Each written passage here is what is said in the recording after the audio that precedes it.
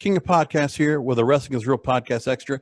And I hope you will consider helping me out with watching this channel, subscribing to it, hitting the notification bell so you never miss a video, and listen to my podcast, Wrestling is Real Podcast, heard every Thursday at wrestlingisreal.com.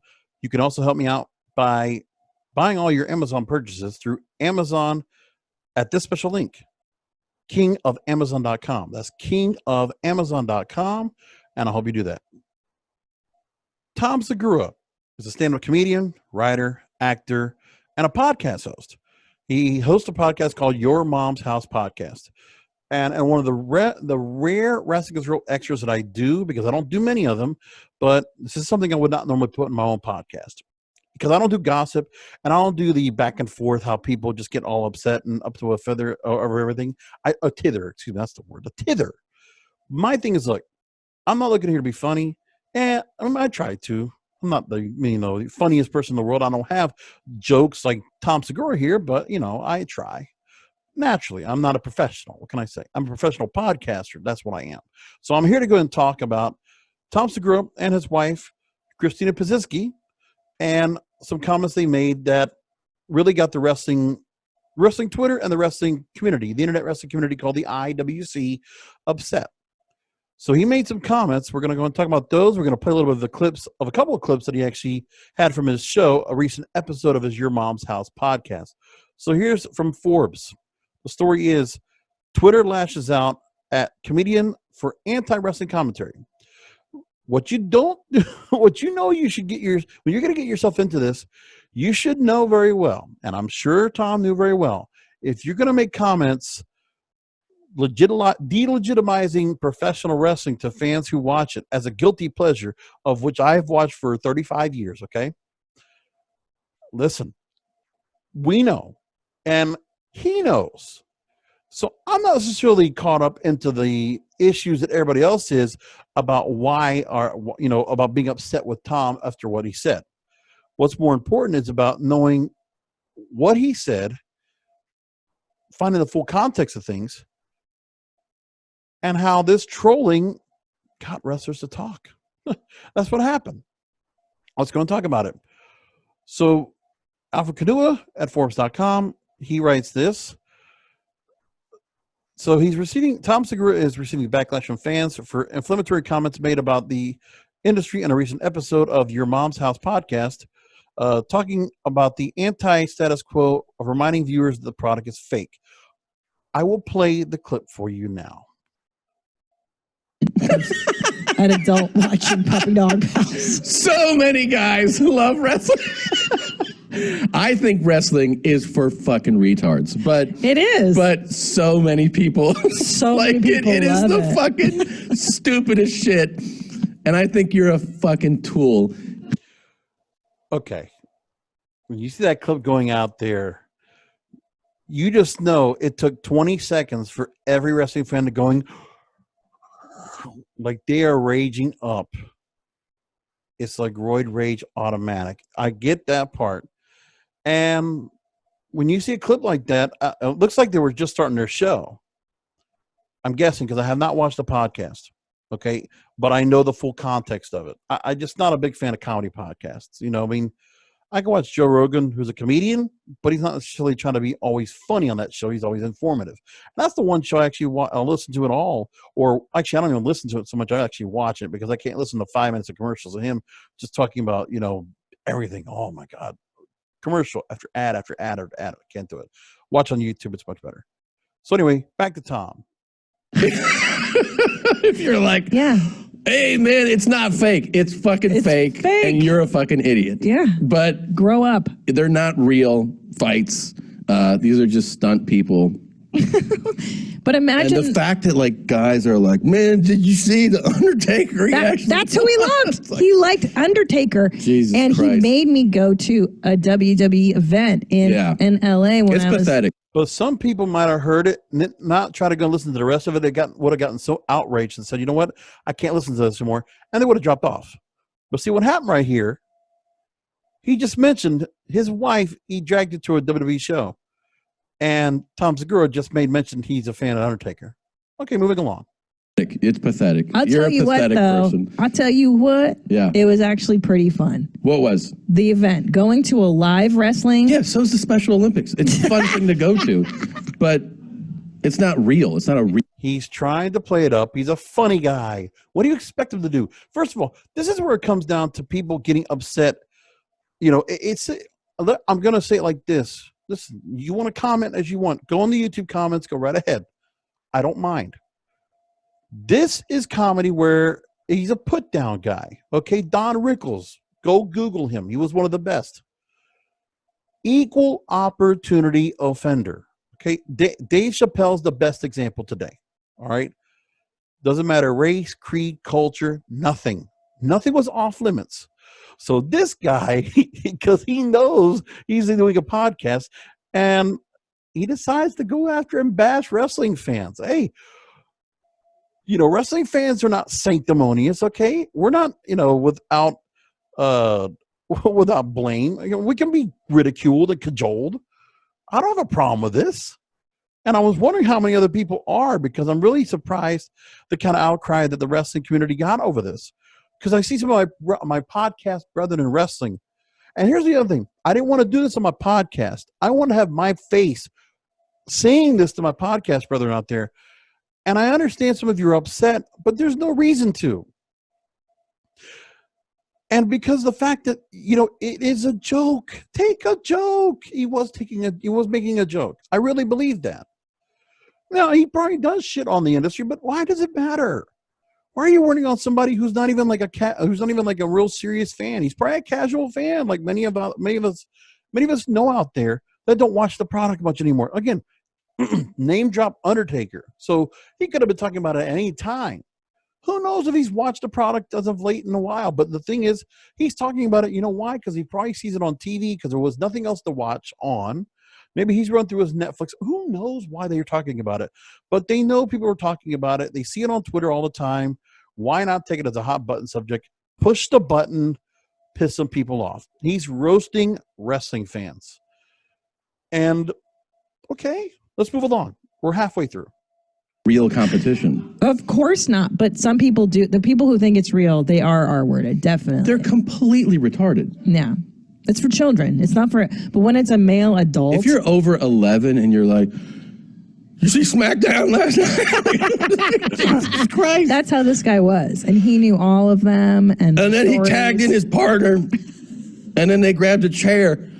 Man. I never thought we would see the day.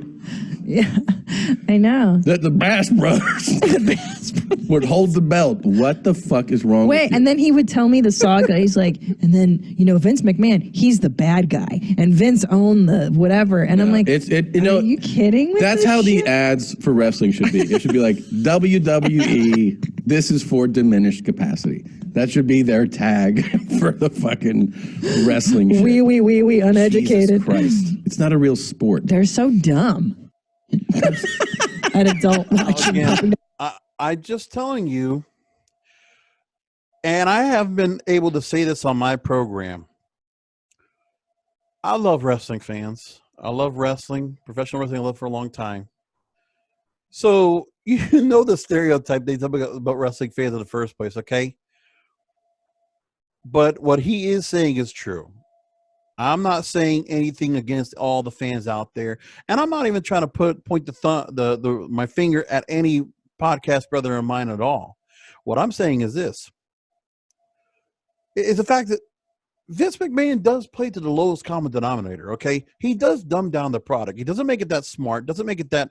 He makes it pretty simple for anybody to watch because it is for kids. Initially, he's trying to make this for kids, right? So that is the part. We are watching it as grown children. Okay, it's just like if we're watching anime. It's just like if we're watching whatever. That's just the way things are, and I get where they're coming from right there. And so, he is gearing it up. Okay, he is court jester here on this program. His wife is, kind of just playing along. And look, this guy's got 4 Netflix specials. The guy must be doing pretty good. I kind of find him funny. This was a roast. and for everybody to get upset about this. And by the way, the one person that I was actually surprised about that even got so upset about this, really surprised me, was Dolph Ziggler. But I got to bring this up here. Now, let's get back into the story here. Okay, I'm going to cut this off. Now, and I'm going to play the second part where he comes back afterwards, because he felt like he needed to, during the podcast, kind of put things back into perspective for anybody that caught this, because he probably knows as he's doing this, the roasting is he's going to unfurl some feathers. And he did. So he did do something in the podcast that came from. He actually called it back out. So let's talk about it here. Now, Alfred in the Forbes article says, needless to say, the wrestling's world is not taking too kindly to the popular community's remarks. But given pro wrestling's extreme niche appeal as a stimulated competition, necessary evil of pro wrestling fandom is enduring criticism for detractors. Wrestling's passionate, at times rabid audience, he's absolutely right, is infamous for lashing out at those within the industry when wrestling is fake. Listen, I have a show that's called Wrestling is Real. I mean, I have to talk about this. This is like my well here. I'm guessing I'm going to get some search results that are going to be in my favor because people are going to look for Wrestling is Real. There you go. This is me. I do that show. Thank you very much. So here's the other part. So Segura's comments proved to be no different. As the star of his comedy special Ball Hog, he also became a trending topic in pro wrestling Twitter circles. The clip is now fully viral. So many stand-up comedians at all levels enjoy pro wrestling. Tony Hinchcliffe, Ron Funches, Dan Soder, Mike Lawrence are some of the other names. Tweets have been fast and furious. And here are some of the people that have gotten upset. Here we go. Jason Solomon, who is the Solomonster. Solomonster sounds off. He does a great show. Big time podcaster. Got 100,000 more listeners than I got. But he made his points known. He says, legit have no idea who Tom Segura is or is the woman next to him. But so he didn't, he just kind of took it for face value right off the bat. Probably didn't know all the context, but this is right off the bat, initial first response. But the fact we still have people shouting, it's not real, right? In 2020 tells me all I need to know. So Healed by Nature, this is where I got it from as well. This is what came up. And then Dolph Ziggler, who is one of the prominent veteran WWE superstars, former champion, multiple champion in different areas, tag or singles, and a working comedian and a Hollywood star and a pundit on Fox News and things like that. He decided to make his point across here too. I'll put this out to be a little bit bigger for all of you. This is what Dolph Ziggler said. Hi, Tom. Big fan of both of you and Christina P. for years. I'm a former collegiate wrestler turned professional wrestler and a lifelong wrestling fan. I've been with WWE for 15 years now, and we are the epitome of sports entertainment. I feel like part of this here was like he needs to defend the industry that he works for because that's his bread and butter. And he makes money off other stuff. But this is important to him, right? There are villains, heroes, undertakers, superheroes, and everything in between for children and adults of all walks of life. We're just like any TV show, movie, and even podcast, except our risks are much more real. Sans Tom Cruise hanging on the outside of Elon Musk's spaceship. I'm extremely proud of the incredible work wrestlers continue to put in every day. And I am pleased with our product, usually. I will assume this is a comedic take from someone having fun. If not, I am always willing to discuss the professional business, wrestling business at any length, time, or any place. And I see Tom Segura took him on the offer. It's like, I hope those guys go ahead and, they go and talk it out. But again, my point of this whole article is that the people that got upset about this and really got upset, because here's what happens. Some people saw that first clip. They never saw the second part. Here's the second part of a clip from that podcast that people didn't know. Of course I understand why people love wrestling. It's awesome. Those guys are real athletes. Maybe it's like stunts, but try that. You get fucking hurt. Those guys are the real deal. And the drama involved, you can follow it like you can follow anything. It's like a show. It's like a fucking soap opera for men. And I think it's great. I fucking love wrestling. There you go. I bet you some of you didn't even see that. And it's because of the Twitterverse. It's because of the media, the way things get out virally. So many people are to jump to the conclusions so quickly on wrestling Twitter. This just happened today. And then I see, you know what I did? I was like, you know what? Hold on a second. First of all, I blew it off a couple of times when I kept people saying about it. But it's like, then the rumbling started coming. I'm like, all right, I got to go look up Tom Segura because he started trending. I'm like, all right, let's see what's going on here. And I read it. And then I follow along and I see people commenting, obviously fans of Tom Segura's show. And they said, no. Okay, he said that, but he's a wrestling fan. He's a wrestling fan. And he called out what he was saying later in the show just to make sure people that got upset. But you know what? People didn't like a roast. Tom, hey, you know what? You got people to go ahead and get pissed. Hey, mission accomplished, man. You were roasting. And the truth is, people don't appreciate a good roast. That's what he did. He roasted wrestling fans. And Dolph Ziggler even had to go and call himself out and say, you know what? Hold on. He might be just making a joke. And he did. But for the truth is, I think Dolph Ziggler probably knows it's a joke, but he feels like he needs to go ahead and put himself out there because he would be the kind of guy that will probably handle Tom Segura really well, being, he does a little comedy here and there. So like him or Mick Foley would be suitable to come on this show. And I think they'd probably have a good podcast together for all I know. And like I said, he probably doesn't mind having him on. Listen, Tom Segura, he's doing a good job as his podcast. I don't know how many downloads it gets, but he must be doing very well. Obviously, he has himself out there. He's getting Netflix specials. That is a pretty good bar to reach. He's got 4 of them, so he must be doing well. And whenever he gets back out there, I'm sure he gets some stand-up gigs, and that guy's not short of dates when he gets back onto the road after this pandemic subsides. But hey, man, draw people to your podcast. Let's talk about pro wrestling. Let's piss some people off. That's what he did. And hey, man, bravo. He did it. All I'm saying to my podcasting brethren out there, you're gonna hear a lot of podcasters, those of you the wrestling fans, because I know a lot of other people will not watch this, but I know there's some wrestling fans out there that will watch this and they'll say, man, that fucker Tom Segura, that piece of shit, that cocksucker. No, it's a roast. So yeah, you want to be like, okay, all right, you piece of shit. Yeah, I get that part. Okay. So even me was getting a little bit like, what the hell's this, man? But I understand where he's coming from. Excuse the language. But honestly, I got no problem with this. I take it as a roast. And the thing is, I wasn't going to wait until, next Thursday to go ahead and talk about this. I just recorded my podcast 2 nights ago. And I'm saying to myself, you know what? I can't wait past the weekend to talk about this. It's just too fresh right now. So yeah, Tom Segura roasted everybody. And I'm going to be surprised for some of these people that are going to realize this wasn't a roast. They're not going to know the second part of this. And this is where wrestling news news people, one of the people I follow, Sean Ross Sapp, he laughed. He saw what it was. So did I. That's the whole point.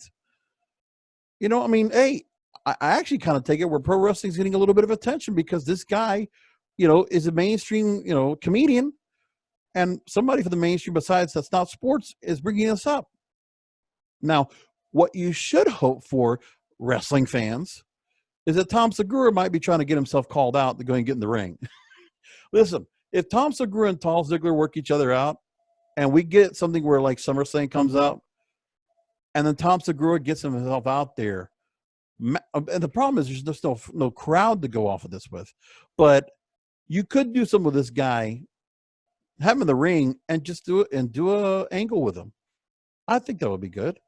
I mean, there might be enough people that will see this and they'll realize what's going on and do that. And I'd love to see that happen. I think that'd be pretty funny. So anyway, I'll leave it there. It was a roast. I believe it was a roast. If you think I'm wrong, you'll let me know. Okay. All right, guys. Talk to you next time. And don't forget to listen to my podcast every Thursday. And remember, I host the Wrestling is Real podcast because wrestling needs us.